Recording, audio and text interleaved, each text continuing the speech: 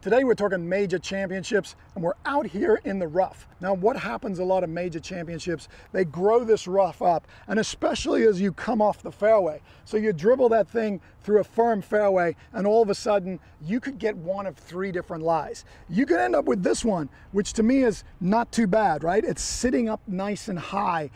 You could end up with this one, which is kind of medium, and then you could get that one that just disappears. So you're faced with three different options, three different types of shots. Now, anytime I get this one, I'm thinking I might be able to pick it. So I need to come in a little bit shallower, and I want as little grass as possible interacting with the club and that golf ball, because that way I can still get some spin off that and still flight at my normal distances. So this type of technique, I want to make sure I'm coming in a little bit shallower. I don't want to be steep. A lot of people, when they get in the rough, they try and chop down on that thing, but you have to read the lies. And this is what the best players in the world do so well. They look around the golf ball. They try and look at the grass that's around their golf ball, and often you'll see them find a little patch not far from their golf ball and take a little bit of a practice swing just to see how that club goes through the turf. And you want to try and do that yourself if you end up in this scenario.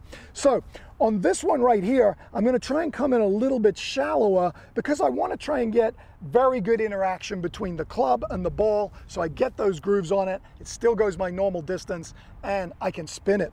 On this one, I've got a big chunk of grass right behind my golf ball. This is going to come out more like a flyer. So when they say a flyer, what is that? It's a ball that comes out dead with no spin. And a lot of times this is a judgment call by the player. They usually go down in loft, or they go up in loft, sorry, go down in the number of the club, because they know it's going to come out hot. It usually comes out not very high and it tumbles because it has no spin.